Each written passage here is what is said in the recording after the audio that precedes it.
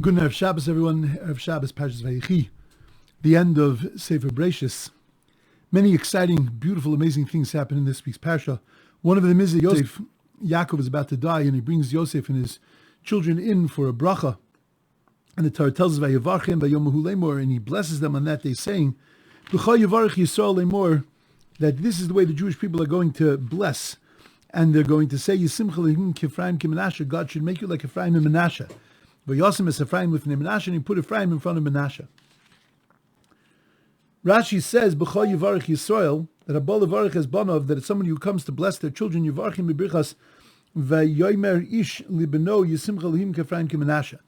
That when you make a bracha, when you give a bracha to your children, which we know when, before their wedding, at a bris, at a pidyon ben, Friday night, we make a bracha, we give a bracha to our children. So the bracha that we're going to give them is like the bracha that Yaakov gave to Joseph's children, to Efrayim and Menashe. Yisimcha Elokim k'Efrayim k'Menashe, God should make you like Efrayim and Menashe. First thing we have to wonder is just why we do this bracha, why we give it to them on Friday night. You can give a bracha on Wednesday afternoon, you can give a bracha anytime you want.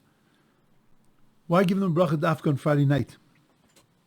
So there are those that explain that Friday night is a particularly opportune time because there is an abundance of bracha in the world.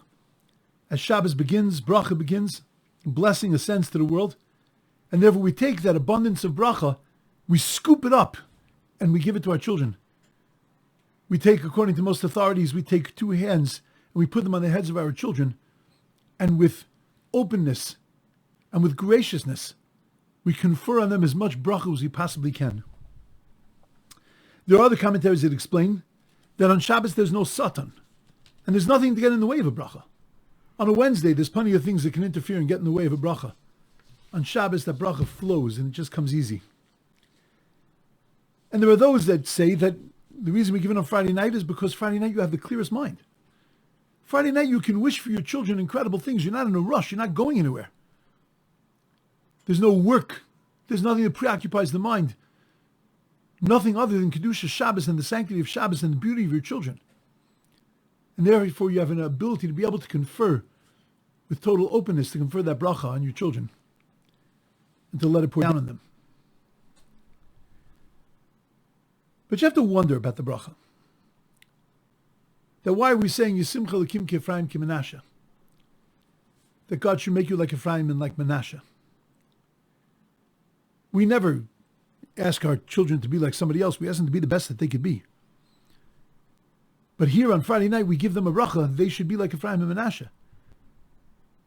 And yet, we often throw it back at them when they say, but all the other kids, well, I don't care about the other kids. I only care about you. But here I seem to care about the other kids. I seem to care about Efrayim and Menashe, and I want you to be like Efrayim and Menashe. You know, be like Gufus, be like Gallant, not like Gufus. Be like Efrayim and Menashe. What kind of bracha is that?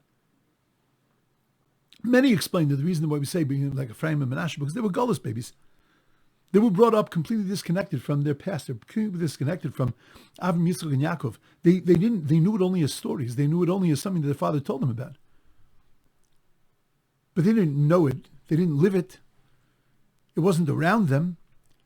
And yet they grew up as if it surrounded them. As if it was something that was so real, so much a part of them.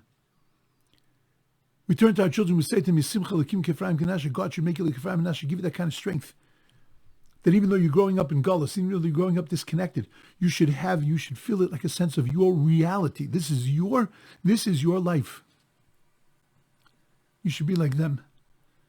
To have that ability to care so much and ability to be so connected that even though you acutely maybe are not connected to that past, but you feel it very deep in your soul. There's another beautiful explanation. That we turn to our children, we say you should be like Efrayim and Menashe. So Menashe and Ephraim were the two children of Yosef, brought up in Mitzrayim. One of them was brought up as the second in command to Yosef. One of them was brought up as the Chavrusa, as the one who was like an Ishtam Yoshev Olim, like Yaakov Avinu. The one who eventually became the Chavrusa of Yaakov, who sat and he learned with Yaakov when Yaakov came down to Mitzrayim. These two children represented what we want every one of our children to be. We want them to have Torah and Gedula. We want them to have Torah and success. We want them to be able to take care of themselves, to be able to accomplish something in the world. We want them to be able to be proficient and to be able to accomplish something in the world of Torah. We want all this from our children.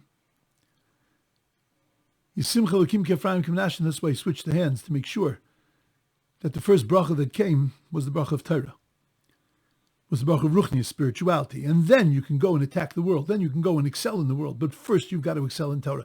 First you've got to put that inside of you. You've got to make that the raison d'etre. You've got to make that the focus of your life. Once you've done that, now you can go and touch the world. This is a very beautiful Gemara. The Gemara says that after much searching, we realized that the reason why the temples were destroyed was because Shelo Berchu b'Torah Tchila, because we didn't make a bracha on the Torah. And all the commentaries wonder that that's not a capital crime. Not saying Birchas HaTorah, not saying the blessings on the Torah is not a capital crime. What does that mean? Shelo Berchu b'Torah Tchila. So they explain it's because we took it for granted. Because we didn't say a bracha on the Torah. We didn't see the Torah as being something magnificent and special. Maybe there's another understanding. Shelo Berchu b'Torah Tchila, that when we gave brachas to our children, we gave them first the bracha of success in the world. They should have a good life. They should have a happy life. They should have a calm and comforting life. And only then we said you should also have Torah. Shelo Berchu b'Torah Tchila, we did it backwards. We didn't give them first the bracha of Torah and then the bracha of the world. And that's what we say every Friday night. Yisimcha Elokim ki Efrayim ki Menashe. God should give you Torah and should give you gedula, should give you greatness. But Torah first. But maybe there's one other reason. Yaakov switches the hands. He takes the hand that should have gone on the head of the older child and he puts it on the hand of the younger child. And he takes the hand that should have gone on the younger child and he puts it on the older child. Now, if this was you, you would tap Yaakov on the shoulder and say, Zaidi, I think you got it wrong. I think you switched this around. You know, I know you can't see very well. Maybe you're a little old. It's me. You put your hand on the wrong head. And even if you didn't say something to Zaidi, you would have looked at your brother with daggers in your eyes. You Schwanzbegel, you don't deserve this bracha. Nasty eagle eye. You'd feel a little bit of anger, a little bit of jealousy to your brother that he's getting the bracha that you should be getting. There wasn't a sound. Yosef pointed out to his father that maybe he was making a mistake, but it wasn't a sound from the boys. Because the boys got along with each other. These two boys were tikkun for the other two boys, for Yaakov and for Esav. These two boys knew how to deal with each other. They accepted each other. They got along with each other. We look at our children and we say, Yisimcha Elokim ki Efrayim ki Menashe. God should make you like Efrayim and Menashe.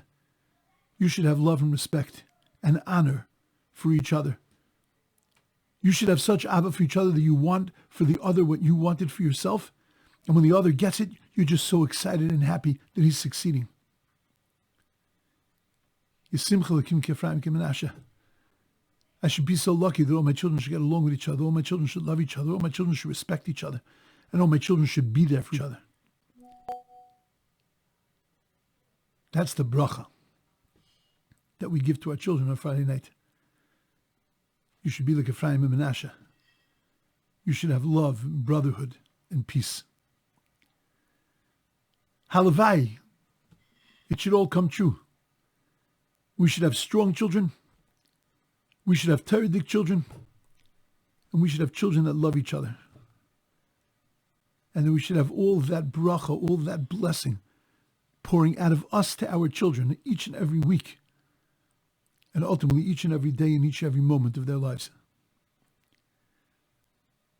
Everyone should have a beautiful, amazing, wonderful Shabbos.